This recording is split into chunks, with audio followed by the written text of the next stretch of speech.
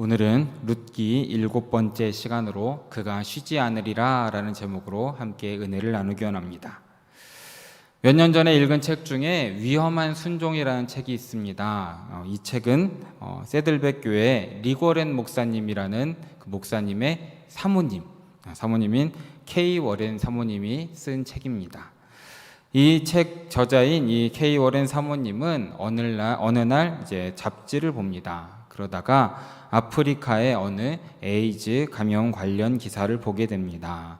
그래서 무심코 이 월간지에 있는 참혹한 사진을 보다가 하나님께서 마음에 감동을 주십니다. 그래서 아이들을 위한 사역을 하라라는 마음을 주셨죠. 이에 K 워렌 사모님은 이래서 하나님께 묻습니다. 하나님, 왜 저에게 이런 마음을 주십니까?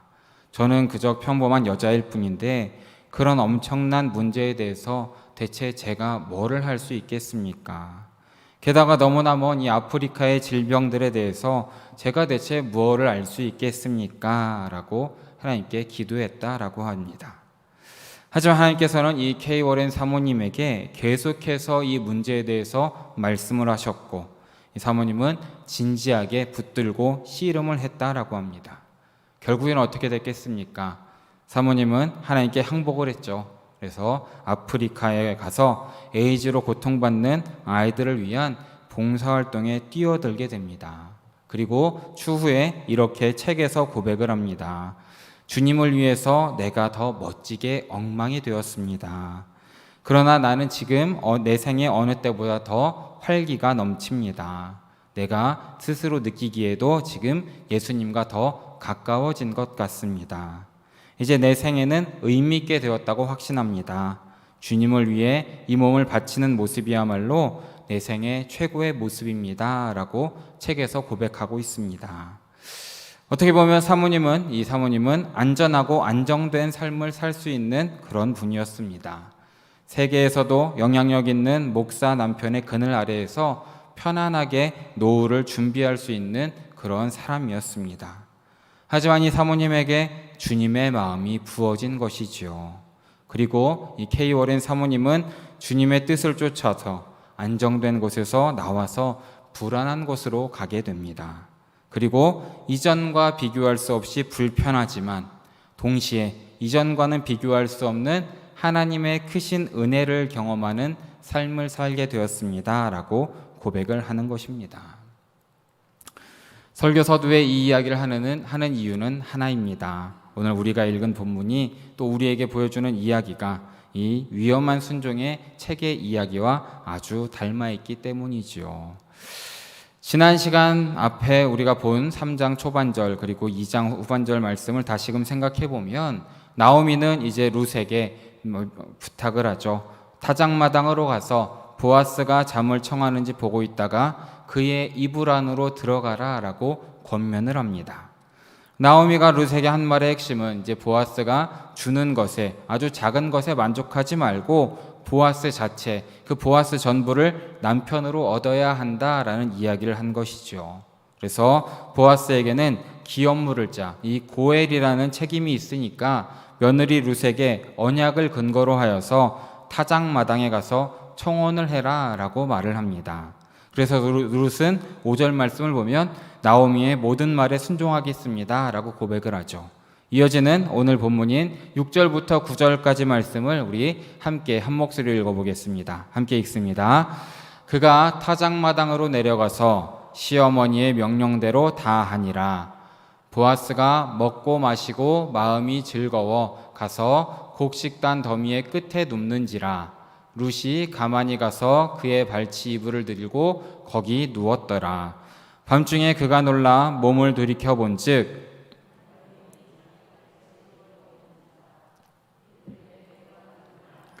대답하되 나는 당신의 여종 룻이오니 당신의 옷자락을 펴 당신의 여종을 덮으소서.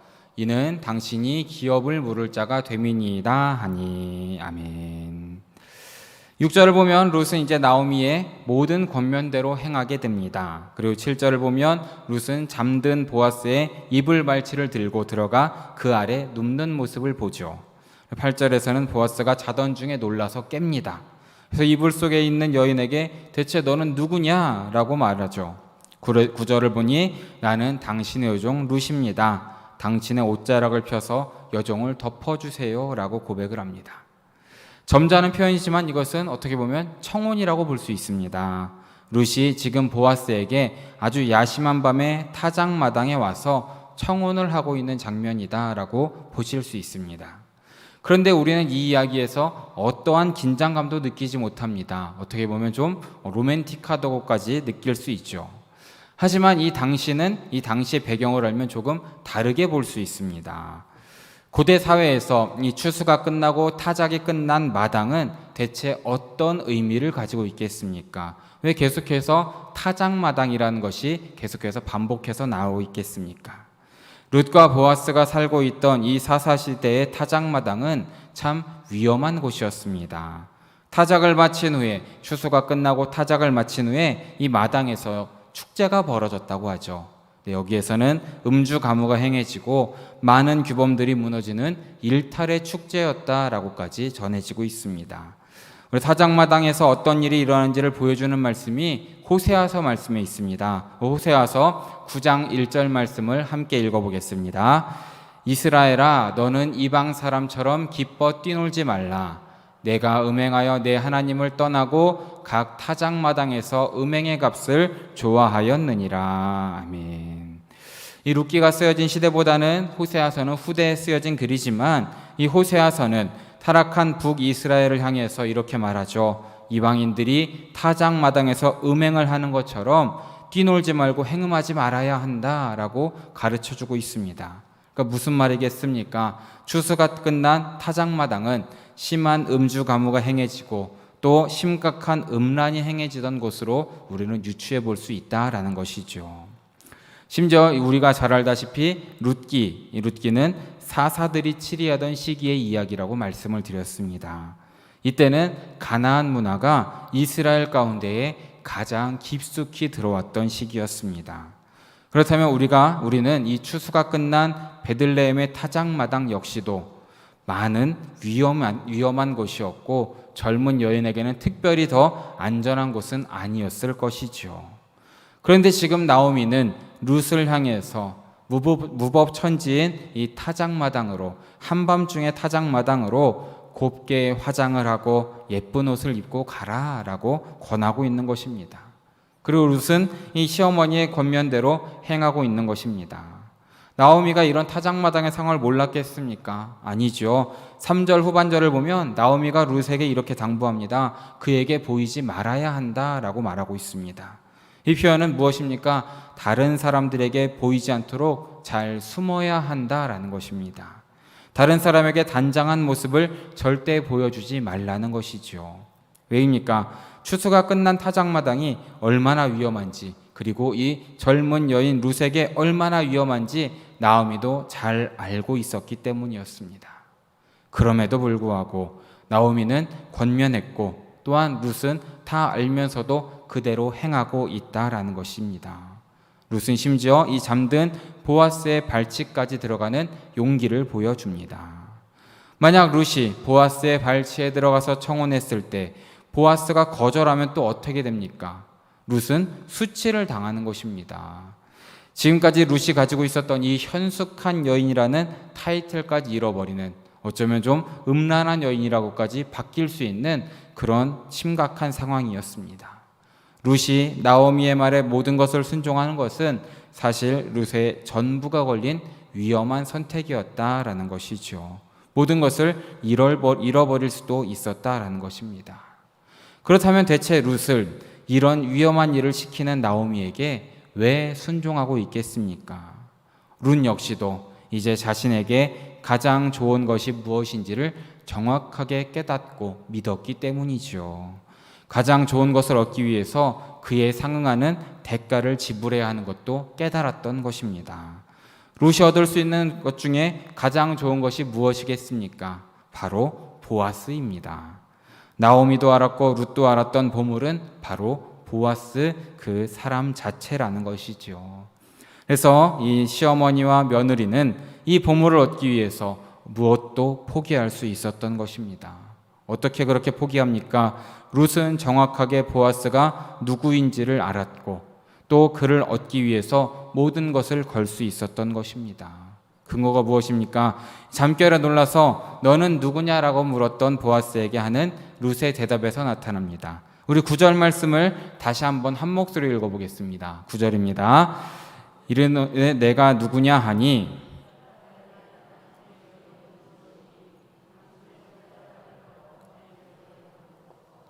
이는 당신이 기업을 물을 자가 됨이니이다 하니. 아멘. 룻의 요청이 무엇입니까? 당신의 옷자락을 펴서 당신의 여종을 덮어주십시오 라고 고백을 합니다. 이것은 룻이 준비한 청혼종 멘트이지요. 근데 이 말에는 독특한 표현이 있습니다. 옷자락이라는 표현입니다. 성경 어디에도 또 우리가 알기에도 옷자락으로 덮어주세요라는 표현을 결혼과 관련해서 쓰는 것은 거의 없습니다. 거의 없죠. 대체 룻은 왜 이 청혼의 멘트로 옷자락으로 덮어달라라는 표현을 썼겠습니까? 이 이유는 이전에 보아스가 룻에게 했던 축복의 표현에서 찾아볼 수 있습니다. 우리 2장 12절의 말씀도 함께 읽어보겠습니다. 함께 읽습니다. 여호와께서 내가 행한 일에 보답하시기를 원하며 이스라엘의 하나님 여호와께서 그의 날개 아래에 보호를 받으러 온 내게 온전한 상 주시기를 원하노라 하는지라. 아멘. 이 말은 이제 보아스가 룻에게 했던 칭찬과 축복의 말이었습니다. 이스라엘 하나님 여호와께서 그의 날개로 너를 덮어주기를 원한다라고 축복을 했죠. 그런데 여기에서 보아스가 축복 중심에 있는 이 날개로 번역된 단어와 룻이 청혼할 때 사용한 옷자락이라는 단어가 같은 단어를 쓰고 있습니다. 히브리어로 카나프라는 히브리어를 단어를 사용하고 있는 것이죠. 그래서 우리가 방금 읽은 이 9절 말씀을 다시금 보면 룻은 보아스에게 당신이 나를 처음 만나 나를 축복해 준 것처럼 이제 당신의 카나프, 당신의 날개 옷자락으로 이제 나를 덮어주세요라고 청혼을 하고 있는 것입니다. 무슨 의미입니까? 나오미가 그랬던 것처럼 이제 룻도 정확하게 보아스가 누구인지를 깨달았다라는 것이죠. 룻이 모압 땅에서 베들레헴에 온 이유는 이스라엘의 하나님의 날개 아래에서 보호를 받기 위해서 온 것입니다. 그런데 룻이 베들레헴에 와서 보아스의 밭에서 헤세드를 경험하게 되죠. 그리고 나오미 또한 말하기를 보아스가 이제 너를 덮어줄 이스라엘의 하나님 여호와다라고 말해주는 것을 우리는 지난 시간에 함께 살펴보았습니다. 이스라엘의 하나님, 날개로 자기 백성을 덮으시는 분이 지금 그 보아스다라고 말하는 것입니다. 룻이 바라고 원했던 그 하나님이 지금 한밤중에 타작마당에 있었다라는 것이죠. 어려움과 위험이 있다고 해서 포기해버리기에 이 보아스는 너무 소중한 분이었다라는 것입니다. 보아스를 제대로 알아봤기 때문에 룻은 타작마당의 위험을 다 뚫어버렸고 용기를 내어서 보아스에게 한 걸음 한 걸음 나아갈 수 있었다라는 것입니다.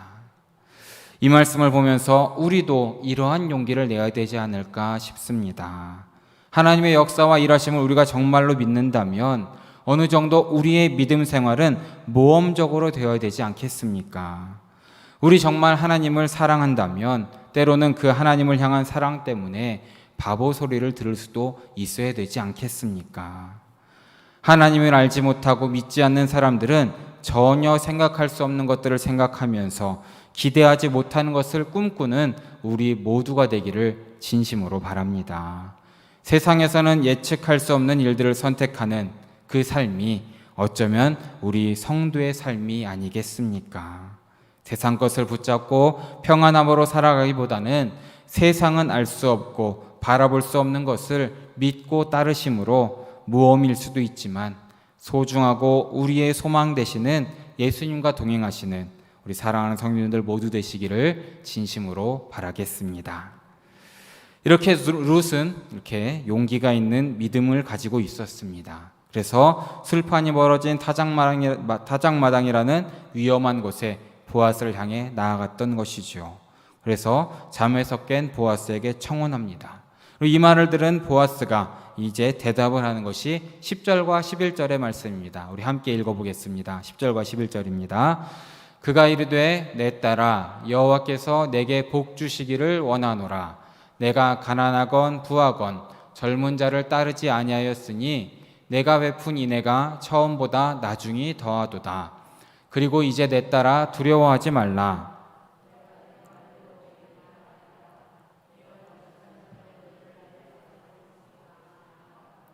아멘. 보아스가 룻의 청혼을 듣고 뭐라고 합니까? 이제 룻의 뜻대로 다 행할 것이다 라고 고백을 합니다. 보아스는 룻의 마음을 받아들이기로 결정을 한 것이죠. 이유는 10절에도 나와 있는 것처럼 룻의 청혼이 단순히 룻 자신만의 행복을 위한 것이 아니라 이 시어머니를 위한 헤세드, 인애에서 나온 것을 보아스가 깨달았기 때문입니다. 그래서 보아스는 룻에게 감격했고 이렇게 대답하는 것이죠. 두려워하지 마십시오. 내가 당신 말대로 다 행하겠습니다. 이제 내가 당신과 결혼하겠습니다 라고 고백을 하는 것입니다. 이제 결정이 난 것 같습니다. 보아스는 이렇게 기쁘게 룻의 청혼을 받아들입니다. 그래서 룻과 나오미의 인생에는 보아스라는 아주 든든한 후원자가 생기는 찰나입니다. 그런데 갑작스럽게 12절의 말씀이 등장을 합니다. 우리 12절 말씀을 함께 읽어보겠습니다. 함께 읽습니다. 참으로 나는 기업을 물을 자이나 기업 물을 자로서 나보다 더 가까운 사람이 있으니. 아멘. 보아스의 입에서 나오는 말이 무엇입니까? 지금 기업 물을 자가 내가 있긴 한데 나보다 더 가까운 사람이 있다라는 것입니다. 그러니까 그 사람이 그 기업 물을 권리를 주장하면 나는 보아스는 기업을 이을 수가 없다라는 것입니다. 이런 상황까지 룻은 전혀 알 수 없었습니다. 너무 갑작스럽습니다. 지금까지 수고했던 모든 것이 다 무너질 판이었습니다. 사실 우리는 이미 룻기의 결론까지 다 알고 있기 때문에 별로 그렇게 긴장되지 않습니다. 결국 우리는 보아스와 룻이 결혼할 것이고 행복하게 살 것이다라는 것을 말씀을 통해 알고 있기 때문입니다.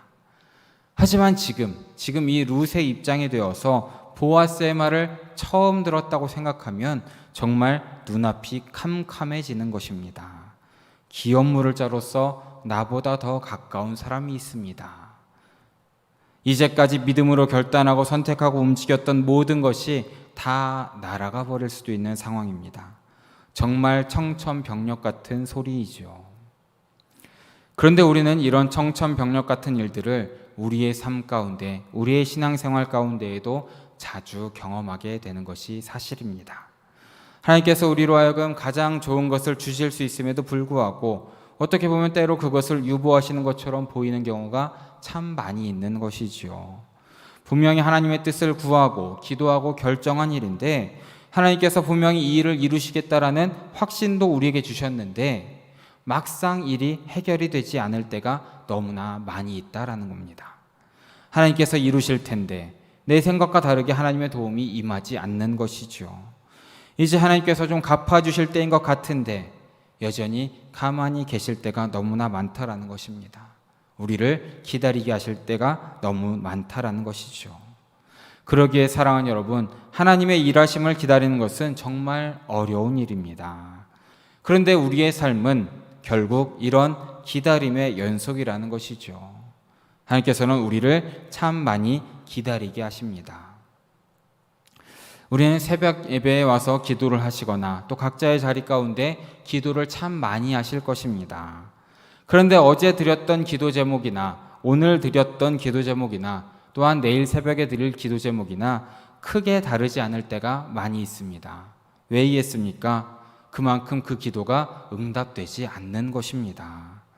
하나님이 왜 이러실까요? 좀 주신다고 했으면 빨리 좀 응답해 주시고 빨리 좀 다 들어주셨으면 좋겠는데 왜 이렇게 우리의 마음을 애타게 하는지 잘 모르겠습니다. 그런데 이러한 하나님의 더디인 성취에 대한 대답은 한 가지가 있습니다.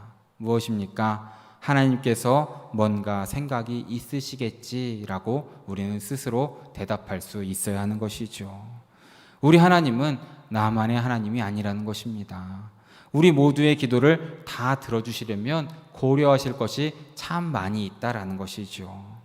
하나님께서는 지금이라고 생각하는 우리의 시간이 하나님이 계획하신 시간은 아닐 수도 있다는 것을 우리는 늘 마음에 새길 수 있어야 되는 것입니다. 하지만 그럼에도 우리가 이 모든 사실을 알고 있음에도 불구하고 우리의 기다림이 힘들다는 것에 대해서 달라지는 것은 없는 것입니다. 그렇다면 우리는 이 주님께서 주시는 이 기다림 가운데 배워야 되는 것이 무엇이겠습니까? 이 기다림 가운데 우리는 우리의 인생의 주인이 내가 아니라 하나님 아버지이시다라는 것을 깨닫고 믿고 따르시는 우리 모두 되시길 진심으로 바라겠습니다. 보아스는 이렇게 대답을 한 후에 친절하게 룻을 끝까지 배려합니다. 룻의 몸에 손을 대지 않았고 룻이 타작마당에 온 것을 다른 사람에게 알리지도 않습니다. 그리고 보아스는 뭔가 특별한 행동을 하면서 룻을 집으로 돌려보냅니다. 우리 15절에서 17절까지 말씀을, 우리 세 절의 말씀을 함께 읽어보겠습니다. 함께 읽습니다. 보아스가 이르되 내 겉옷을 가져다가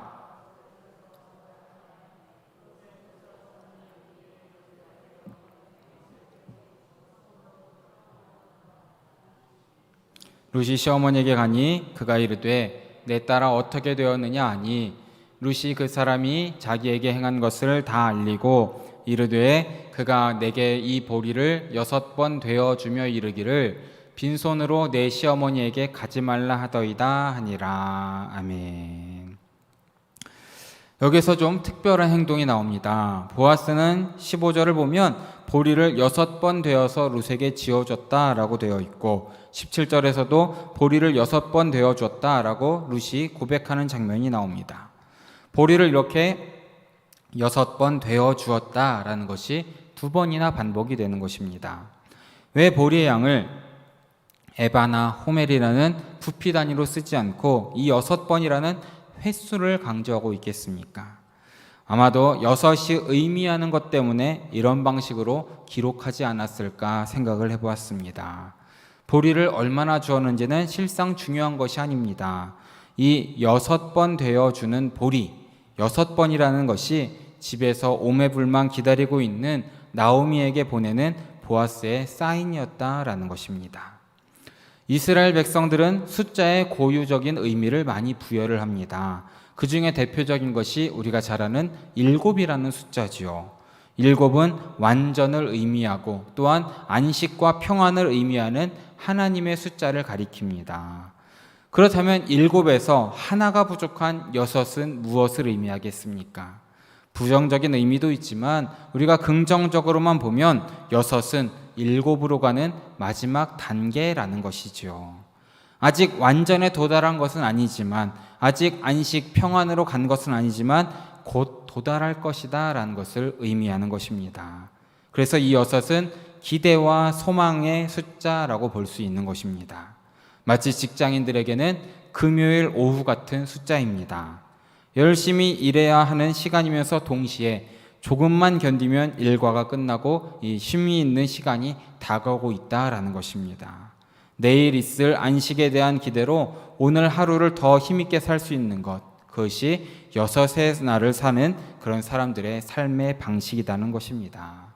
그래서 보아스는 지금 6번 보리를 퍼주면서 나오미에게 이렇게 메시지를 전하는 겁니다.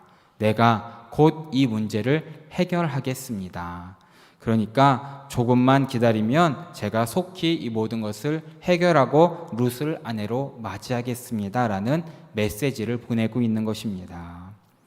사랑하는 여러분, 우리의 삶 가운데에 하나님의 응답이 더딘 것 같은 경험을 분명히 많이 하실 것입니다. 많이 기다리시겠죠. 내 생각대로 내 시간과 방식으로 움직이지 않으시는 어쩌면 무정해 보이는 하나님 때문에 눈물 흘리시는 날도 분명히 있으실 것입니다. 하지만 사랑하는 여러분, 지금은 6째 날임을 기억하시기 바랍니다. 조금만 더 가면 됩니다. 지금까지 와서 이제 하나 남았습니다. 하나만 더 가면 하나님이 주시는 완전함과 하나님이 주시는 안식과 평안이 있음을 믿으시기 바랍니다. 그러니까 다시 힘을 내셔서 마지막 하나를 채우시길 바랍니다. 그때에 우리 주님께서 준비하신 완성을 맛보게 될 것을 기억하시면서 오늘을 인내하고 주님을 기다리며 살아가는 우리 모두 되시기를 진심으로 바라겠습니다. 이제 오늘 본문의 마지막 절인 18절 말씀을 마지막으로 함께 읽어보기 원합니다. 함께 읽습니다. 이에 시어머니가 이르되 내 딸아 이 사건이 어떻게 될지 알기까지 앉아 있으라. 그 사람이 오늘 이 일을 성취하기 전에는 쉬지 아니하니라 하니라. 아멘. 나오미는 이제 모든 내용을 들었고 모든 메시지를 듣고 다 읽어냈습니다. 그래서 나오미는 지금 불안해하는 룻에게 위로하고 격려하며 말하는 것입니다. 내 딸아 이제 앉아서 좀 쉬어라. 이제 보아스가 어떻게 할지 지켜보자. 보아스는 이 일을 성취하기 전에는 쉬지 않을 것이다 라고 약속해 주는 것입니다. 사랑하는 여러분, 우리는 그때에 참된 안식을 얻게 될 것입니다. 보아스이신 예수 그리스도의 신부로서 어린 양의 혼인잔치의 주인공이 될 것이고 그분과 영원토록 행복하게 살 것입니다. 우리는 이 일의 결국에 대해서 확신하게 되는 것이죠. 왜입니까? 불안하고 모자란 우리 때문이 아니라 신랑 되시는 보아스의 신실함, 예수님의 신실함 때문에 우리는 믿을 수 있다라는 것입니다. 그 사람이 오늘 이 일을 성취하기 전에는 쉬지 아니할 것이다. 이것이 우리가 바라보는 우리 구주 예수 그리스도의 모습이 아닐까 생각을 해봅니다. 예수님은 우리의 구원을 위해서 쉬지 않으십니다. 예수님께서는 우리를 끝까지 붙들어 주시고 우리로 하여금 마땅히 갈 곳에 가게 하실 것입니다. 우리가 지금 할 수 있는 것을 다 했다면 이제는 예수님께서 일하시고 모든 것을 완성하신다라는 것을 믿으시길 진심으로 바랍니다. 예수님께서 십자가에 달리셨을 때 33살 정도의 십자가에 달리셨다라고 우리는 알고 있습니다. 30대 청년입니다. 그럼에도 불구하고 얼마 만에 돌아가셨습니까? 6시간 만에 돌아가셨습니다.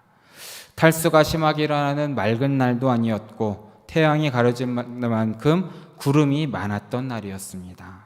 이런 경우에 십자가에 달린 사람들은 그대로 두면 보름 이상을 살아 있었다라고도 전해집니다. 그런데 우리가 알다시피 예수님은 십자가 위에서 6시간을 넘기지 못하셨죠. 많은 형을 집행해 왔던 로마 군인들조차 예수님의 이 너무 빠른 죽음은 너무나 다른 이례적이었던 사건이었습니다. 그래서 예수님의 죽음을 확인하기 위해서 우리가 알다시피 예수님의 옆구리를 창으로 찔렀던 것입니다. 여러분, 예수님께서 왜 이렇게 일찍 돌아가셨겠습니까? 무엇이 예수님으로 하여금 6시간밖에 견디지 못하게 하셨겠습니까? 조금 더 십자가 위에서 우리에게 많은 말씀을 전해주셨을 법도 한데 너무나 빨리 돌아가셨던 것은 아니겠습니까? 왜 무엇인지 정답은 없습니다. 하지만 말씀을 묵상하다가 생각난 것이 있습니다. 그것은 예수님께서 이 땅을 사셨던 모든 시간 가운데 정말 전부를 쏟아 사역하셨던 것이 아닐까 생각해 보았습니다. 그래서 막상 예수님께서 십자가에 달리셨을 때에는 모든 생명력의 대부분을 쏟으신 후였다라는 것이죠. 잡히시기 전, 고초당하시기 전, 십자가에 달리시기 전에 또한 많은 사역을 하시면서까지도 예수님은 거의 돌아가실 만큼 자신의 모든 것을 소진하시면서 이 땅에서의 시간을 하루하루 사셨던 것입니다. 십자가에서 단 하루를 버틸 힘조차 남기지 않으셨고 이 땅에 있는 자기 백성을 위해서 또한 현재를 살아가고 있는 우리 모두를 위해서도 예수님께서는 모든 것을 다 쏟아내시는 그런 일상을 사셨던 것입니다. 사랑하는 여러분, 예수님께서는 이처럼 우리를 위한 구원을 마치시기까지 결코 쉬지 않으셨습니다. 그 말씀이 요한복음 13장 1절에도 나와 있습니다. 우리 13장 1절 말씀 함께 읽어봅니다. 유월절 전에 예수께서 자기가 세상을 떠나 아버지께로 돌아가실 때가 이른 줄 아시고 세상에 있는 자기 사람들을 사랑하시되 끝까지 사랑하시니라. 아멘. 이렇게 우리를 위한 구원을 마치기까지 쉬지 않으셨고 구원 사역을 성취하시기까지 몸과 마음도 쉬지 않으셨던 것입니다. 왜입니까? 끝까지 우리를 너무나 사랑하셨기 때문입니다. 그렇다면 지금 예수님께서는 무엇을 하고 계십니까? 하나님 보좌 우편에 앉으셔서 지금도 우리를 위해서 중보하고 계심을 믿으시기 바랍니다. 주님께서는 여전히 우리가 그분의 완전한 안식, 완전한 일곱이 되기까지 쉬지 않고 중보하고 계시다라는 것이죠. 사랑하는 여러분, 이 시간 이 일을 완성하실 때까지 결코 쉬지 않으시는 우리 예수님을 신뢰하시길 진심으로 바라겠습니다. 그러기에 혹시라도 우리와 함께 하시지 않는 것 같다고 생각되고 또 어떻게 보면 우리의 기도를 들어주지 않는 것 같다고 하여서 주저앉았던 자리에서 다시 일어나시길 바랍니다. 그래서 믿음의 길에 다시 서시길 진심으로 바랍니다. 낙심한 우리의 마음을 회복해 주시기를 기도하시길 진심으로 바랍니다. 이 언덕만 넘으면, 이 모퉁이만 돌면 우리 주님이 거기 계실 수도 있다라는 것이죠. 그러기에 힘을 내시기 바랍니다. 이렇게 남은 한 주도 소망으로 인내하고 살아가시길 바랍니다. 주님께서 우리를 기다리고 계시고 주님께서 우리를 맞아 주실 것입니다. 그때를 기대하시면서 주님을 바라보시고 주님 마음에 합한 자로 살아가시는 우리 사랑하는 영일의 성도님들 모두 되시기를 진심으로 바라고 축원합니다.